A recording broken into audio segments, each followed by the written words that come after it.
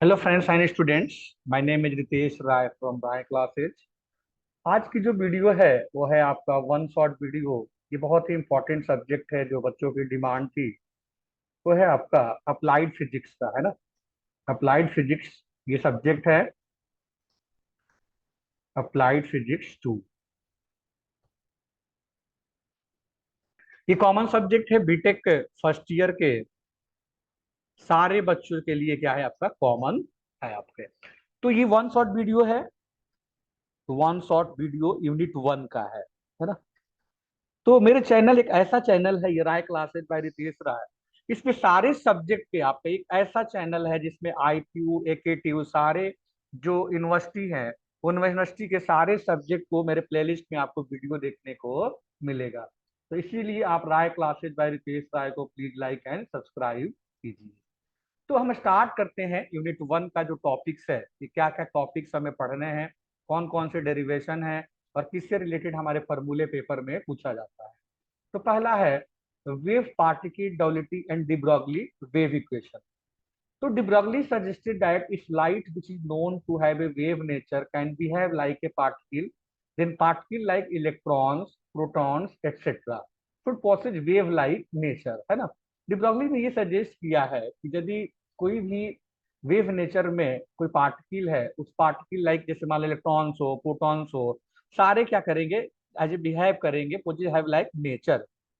He postulate that matter wave have a wavelength, मतलब सारे matter के जो वेवलेंथ होगा लेमडा इक्वल टू क्या हो जाएगा एच अपॉन पी, जहाँ पे एच को बोलते हैं प्लांक कांस्टेंट, इसकी फिक्स वैल्यू होती है, इसकी कांस्टेंट वैल्यू है। और पी है आपका मोमेंटम ऑफ द पार्टिकल। तो ये आपको इक्वेशन याद करनी पड़ेगी कि जो किसी भी वेव के किसी भी मैटर की वेव की जो वेवलेंथ होगी वो कितनी होगी आपकी, लेमडा इक्वल टू क्या हो जाएगा आपका एच अपॉन पी। अब उसके बाद बात करते हैं हम कि और कौन कौन सी इक्वेशन है हमारी, है ना। अब देखो वेव पार्टिकल में जो आपकी जैसे मान लो और भी इसकी वैल्यूज है, जैसे E इक्वल टू आपने पढ़ा होगा, E इक्वल टू होता है H इंटू म्यू। एच वही आपका प्लांक कांस्टेंट है, व्यू क्या है वेलोसिटी है। तो V can be written as V can be written as C by lambda. C क्या होता है आपका लाइट का, है ना। तो और इस इक्वेशन को और थोड़ा सिंप्लीफाई करें, एक इक्वेशन तो ये हो गया E इक्वल टू क्या हो गया एच सी बाई लेमडा। आप जानते हो कि photon behave like a particle, that's why E equal to m c square, आपने पढ़ा होगा है ना, आइंस्टीन की equation E equal to m c square. ये भी E है, ये भी E है, जब एल एच एस इक्वल है तो आर एच एस भी क्या होगा इक्वल होगा। तो यहाँ से क्या लिख सकते हैं m c square equal to h c by lambda. और लेमडा की वैल्यू क्या होती है आपकी एच अपॉन पी, फिर एच से एच क्या हो जाएगा आपका कैंसिल हो जाएगा। तो अब इक्वेशन हमारी जो सॉल्यूशन सॉल्व होकर के आएगा, है ना। अब हमारी जो इक्वेशन हो जाएगा, ये इक्वेशन हो जाएगी हमारी, जो वैल्यू आएगी हमारी लेमडा इक्वल टू क्या आ जाएगा हमारे यहाँ से एच अपॉन पी। ओके। अब हम डिस्कस कर रहे हैं डेविशन जर्मर एक्सपेरिमेंट। ये प्रैक्टिकल्स में भी पढ़ने हैं और ये इंपॉर्टेंट है, पूछा जाता है ना। तो इसमें जैसे क्या होता है, एक निकल टारगेट होता है, एक बीम है इंसिडेंट बीम, ये डिफ्रेक्टेड बीम, ये मूवेबल डिटेक्टर होता है, ये वैक्यूम में हम लोग करते हैं।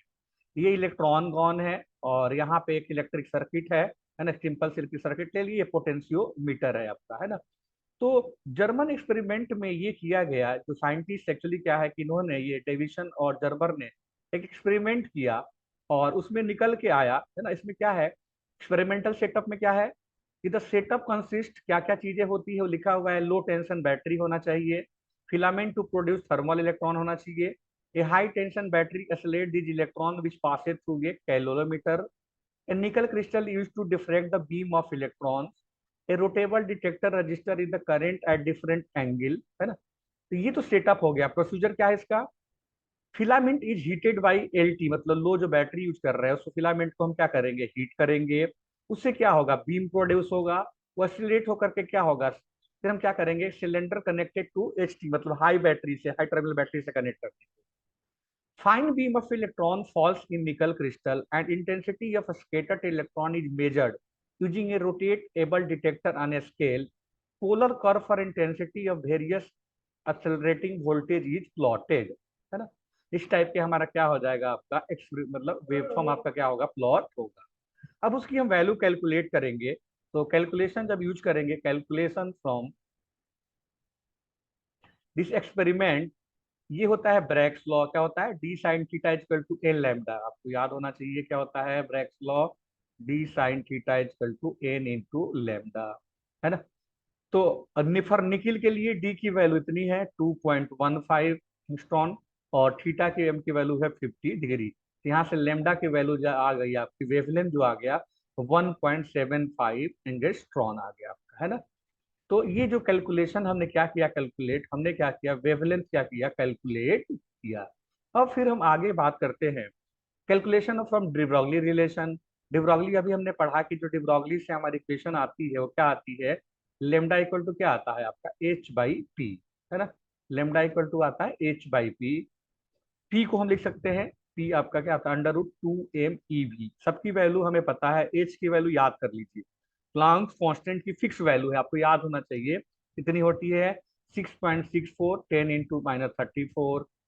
To a mass of electron 9.1 into 10⁻31, ये भी आपको याद होना चाहिए।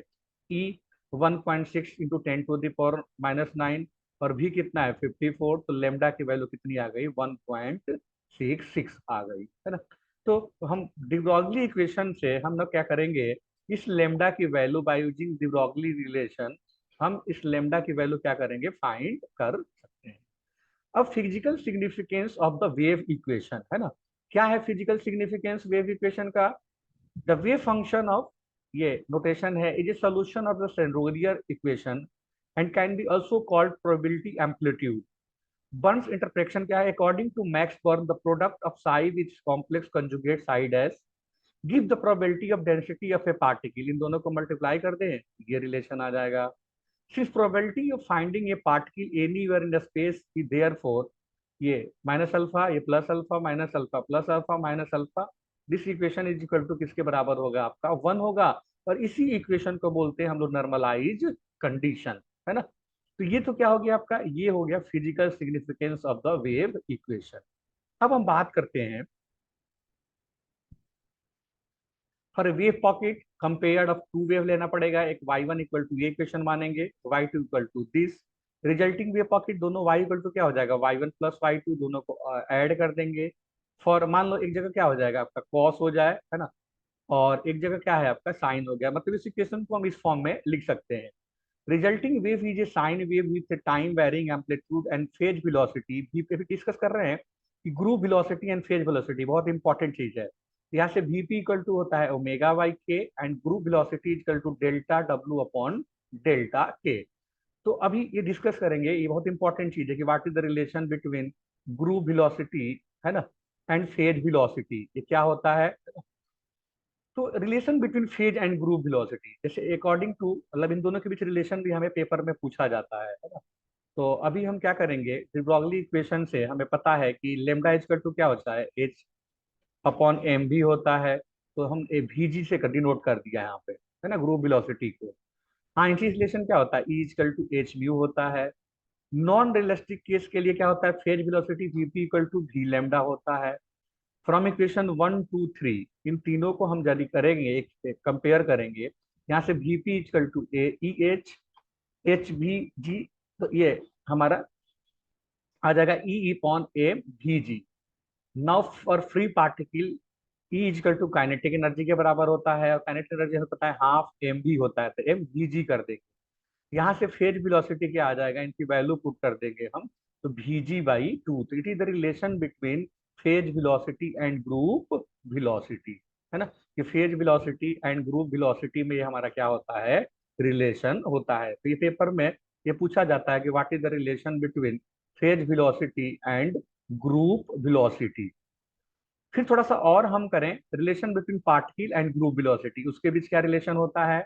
तो ई इक्वल टू फिर वही एच अपॉन 2 पाई डब्ल्यू, यहाँ से डिफ्रेंशिएट कर दे तो D equal to H 2 pi D W हो जाएगा। P equal to H upon 2 pi K होता है, फिर डिफ्रेंशिएट कर दे तो D P equal to H upon 2 pi D K हो जाता है। फिर इन दोनों को डिवाइड कर दें तो D by D P equal to D W D K, ये क्या हो जाएगा पीजी के इक्वल हो गया। E equal to P square by 2m होता है। तो यहाँ से डी अपॉन डी पी यहाँ भी डिफ्रेंशिएट कर दें तो क्या हो जाएगा पी स्क्वायर अपन 2m, 2 से 2 कैंसिल हो जाएगा, पी स्क्वायर का 2p आएगा, ये क्या हो जाएगा भी पार्टिकल। अब यहाँ इक्वेशन फर्स्ट हो गया, इसको मान लेंगे 2।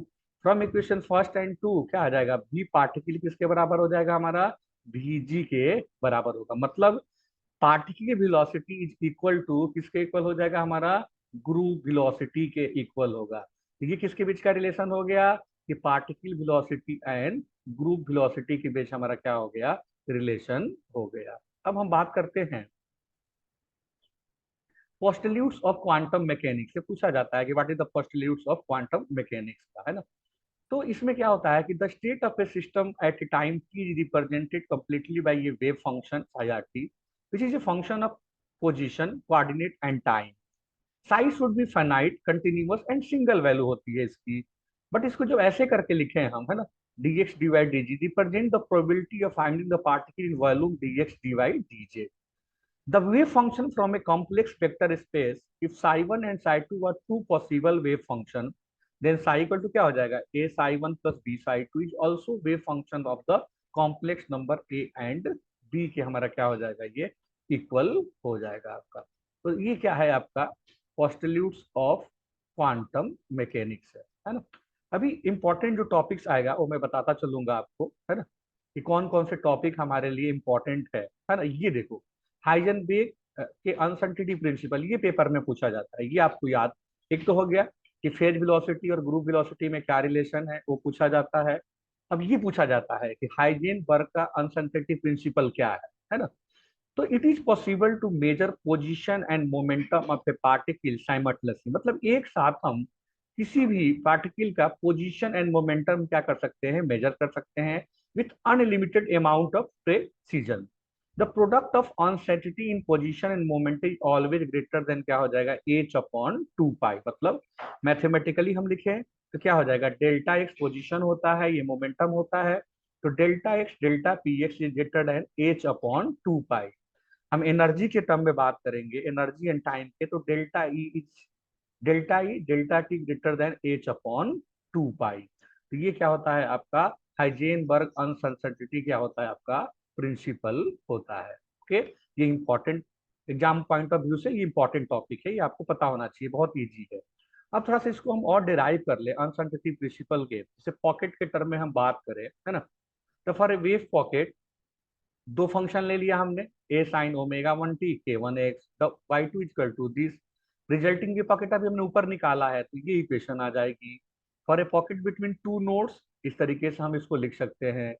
फिर हम इसको एक बार सब्ट्रैक्ट कर देंगे, subtracting first and second and replacing delta के इक्वल टू ये वैल्यू पुट कर दें, ये रिलेशन आता है कि delta x delta P delta x position ये मोमेंटम इज नियर अबाउट आपके किसके इक्वल हो जाएगा एच के इक्वल हो जाएगा। एच क्या होता है एच हमारा होता है प्लांक्स कांस्टेंट। अब थोड़ा सा और हम इसको देखें वेवफॉर्म से भी देख सकते हैं। इस तरीके की पार्टिकल काउंटर स्क्रीन है आपकी, ये होल विद डेल्टा डब्ल्यू है और ये आपका क्या हो गया मैक्सिमम पी मैक्स की वैल्यू है। अब आते हैं ये, आप देखिए ये फिर टॉपिक हमारा इंपॉर्टेंट है, ये टॉपिक इंपॉर्टेंट है Schrodinger wave equation free particle. इससे पूछा जाता है टाइम डिपेंडेंट होती है टाइम इंडिपेंडेंट होती है और पार्टिकल वन डायमेंशनल, ये डेरिवेशन पूछा जाता है, न्यूमेरिकल हमारे पेपर में पूछा जाता है। तो ये टॉपिक हाइजेनबर्ग के बाद ये इंपॉर्टेंट टॉपिक है हमारे पेपर में पूछे जाते हैं, paper of point of view से ये टॉपिक्स हमारे इंपॉर्टेंट है। तो हम डिस्कस करते हैं Schrodinger wave equation for free particle. आपको याद करना पड़ेगा कि delta two psi upon del X square plus delta, एक बार एक्स के रिस्पेक्ट में दो बार वाई के रिस्पेक्ट में दो बार जेड के रिस्पेक्ट में यदि हम डिफ्रेंशिएट कर देंगे तो किसका इक्वल होगा 1/q square delta psi by delta T square. q is the velocity of wave shooting the particle. The solution of equation is, हम इसको सॉल्व करेंगे तो ये आ जाएगा psi psi X Y Z T equal to psi naught X Y Z E to the power minus G omega T, है ना। फिर हम इसको इस कोऑर्डिनेट के टर्म में पोजीशन वेक्टर के टर्म में लिखे तो आर की फिक्स वैल्यू होती है, आर इक्वल टू क्या होता है X I Y J plus J K. तो इक्वेशन 2 यदि मान ले तो इसको can be written as delta R psi T को हम लिख सकते हैं psi naught R E to the power minus J omega T. अब इसको हम डिफ्रेंशिएट कर दें तो E to the power minus J omega T का माइनस जे ओमेगा क्या हो जाएगा आपका बाहर आ जाएगा, है ना। तो इक्वेशन आ जाएगी minus omega square sine of R E to the power minus J omega T. इसको और करेंगे तो माइनस ये हम साई मान लेते हैं। अब इसकी वैल्यू हम क्या करें, इक्वेशन फर्स्ट में ये वाली वैल्यू जो आरएचएस में है इसकी वैल्यू पुट करते हैं, तब ये इक्वेशन आ जाएगी जहाँ पे ओमेगा की वैल्यू क्या होती है 2 पाई वी। 2 पाई वी की वैल्यू क्या होती है म्यू अपॉन लेमडा। फिर omega by mu equal to 2 pi by lambda, तो यहाँ से इक्वेशन आ जाएगा कि del two two side del X square plus delta two by del Y square del two psi upon del Z square equal to क्या आ जाएगा scale square by Sai हो जाएगा आपका। फिर इसको और हम टाइम इंडिपेंडेंट की बात करें तो इस टाइप की इक्वेशन हो जाएगी जहाँ पे लेमडा की वैल्यू इतनी होती है, हम पुट कर देंगे लेमडा की वैल्यू, तो ये इक्वेशन आ जाएगी। फिर यहाँ से ये E equal to E minus B equal to half M B square, यहाँ से हम सिंप्लीफाई कर लेंगे तो एक यहाँ पे ये वैल्यू आ जाएगी, फिर ये एच और सब वैल्यू पुट कर देंगे तो ये आ जाएगा। यहाँ से आ जाएगा आपका, इसको बोलते हैं हम लोग this is the time independent संगुडियर equation where the quantity psi is know as wave function for free moving या फ्री पार्टिकल, तो v की वैल्यू 0 हो जाएगी। तो यहाँ से आ जाएगा delta two psi upon two M E H square psi equal to 0। This is called time independent संगुडियर equation for a free particle. फिर टाइम डिपेंडेंट में क्या आ जाएगा आपका टाइम आ जाएगा, इसके लिए इक्वेशन ये हो जाएगी। फिर हम क्या करेंगे, हम इसकी ओमेगा की वैल्यू पुट कर देंगे, सॉल्व करेंगे, फिर यहाँ से ये वैल्यू आएगी, इसको उठा करके इक्वेशन इस नाइन्थ और इसमें पुट कर देंगे एट में, तो सॉल्व करने के बाद ये वैल्यू आ जाएगी। फिर थोड़ा और सिंप्लीफाई करेंगे तो वो वैल्यू हमारी क्या आ जाएगी एच साइज कल टू क्या आ जाएगा ई साइज। ये इंपॉर्टेंट है, एप्लीकेशन ऑफ रोडियर wave equation particle one dimensional infinite potential. तो जैसे मान लो 0 से एल हमारे ले लिया हमने है ना, एक along the let us consider part restricted to move along the X axis between X बराबर 0 से एक्स बराबर एल।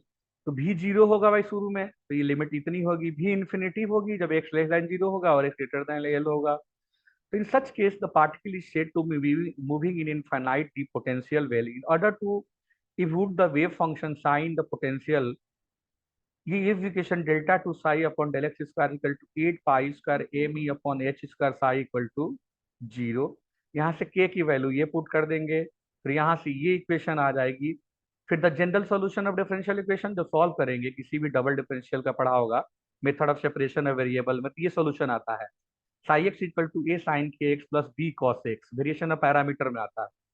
ये बी को ए और बी कांस्टेंट होता है। फिर अप्लाइंग द बाउंड्री कंडीशन, ये दोनों वैल्यू क्या हो जाएगी शुरू में 0 हो जाएगी, तो एक्स 0 पुट कर देंगे तो 0 हो गया, तो बी की वैल्यू 0 हो जाएगी। ये मैथ में जब स्ट्रिंग की इक्वेशन पढ़ोगे आप वहां पे कंडीशन अप्लाई करते हैं। दूसरी कंडीशन क्या हो गई, साई एक्स बराबर 0 एक्स बराबर एल, तो यहाँ से ए साइन के एल इक्वल टू 0। फिर भाई 0 है तो साइन एन पाई पुट करेंगे, तो के एल इक्वल टू एन पाई, के बराबर क्या हो गया एन पाई एल, यहाँ से स्क्वायर करते के स्क्वायर इक्वल टू क्या आ जाएगा N square pi square L square.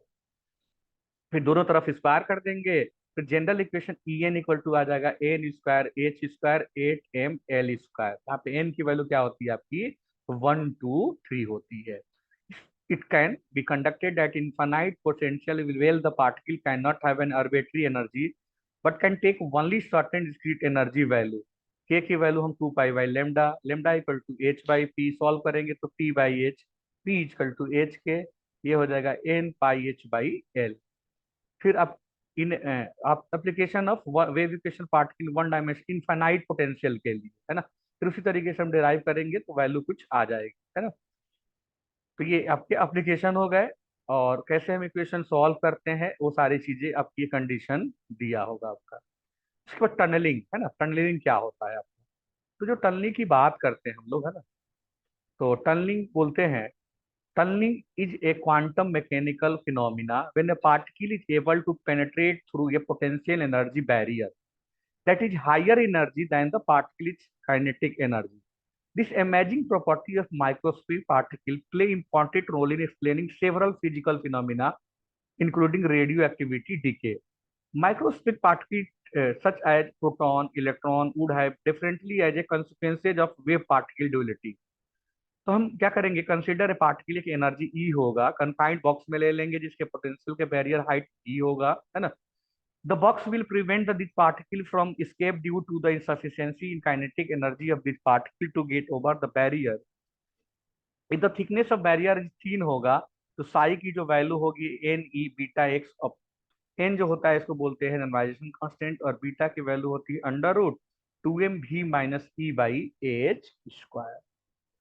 अब इसको हम सिंप्लीफाई करते हैं। So for a quantum particle is appreciably tunnel through a barrier, three conditions must be met.